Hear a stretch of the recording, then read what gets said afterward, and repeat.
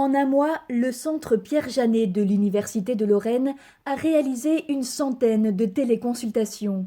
Un dispositif gratuit pour venir en aide aux personnes psychologiquement impactées par la crise sanitaire ou le confinement. Et les motifs de consultation sont d'ores et déjà nombreux. Des sentiments de stress, des sentiments d'angoisse, des idées noires, des difficultés de sommeil, des types de consommation qui vont être différentes, peut-être plus de consommation d'alcool, plus de consommation de certains types d'aliments, sucrés, salés ou autres, qui vont avoir un effet compensatoire, des répercussions sur la vie de famille aussi, des difficultés à tout gérer, à être submergé, à se retrouver en télétravail et pour autant devoir s'occuper de la famille, ou de se retrouver complètement isolé, seul,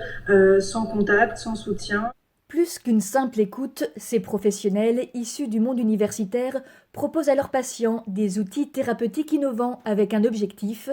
apprendre à réguler ses émotions et à mobiliser ses propres ressources pour mieux développer ses capacités à faire face. Déjà, commencer par la respiration, c'est un outil qui est simple, qui est facile d'accès pour tout le monde, qui demande effectivement peu de temps et qui est efficace rapidement, comme la cohérence cardiaque, qui est disponible sur notre boîte à outils, qui consiste à faire 5 secondes d'inspiration, 5 secondes d'expiration pendant 5 minutes. Ça agit effectivement déjà pour faire diminuer le niveau de stress et d'anxiété, mais l'intérêt, c'est surtout de l'utiliser de manière préventive. Donc l'idée, c'est vraiment l'aider à mieux assumer la situation et aussi à s'autonomiser, à se rendre compte que la plupart du temps, ils ont les ressources et les qualités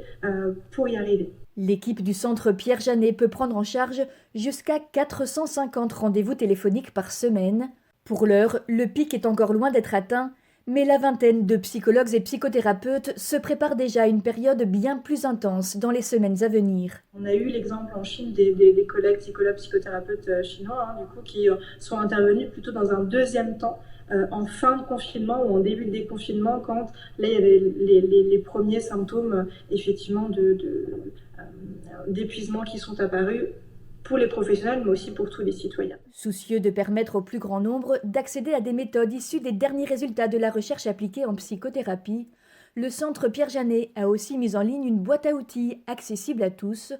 On y retrouve des exercices de respiration, de relaxation, des activités physiques, mais aussi des lectures scientifiques ou encore une page tout particulièrement destinée aux enfants.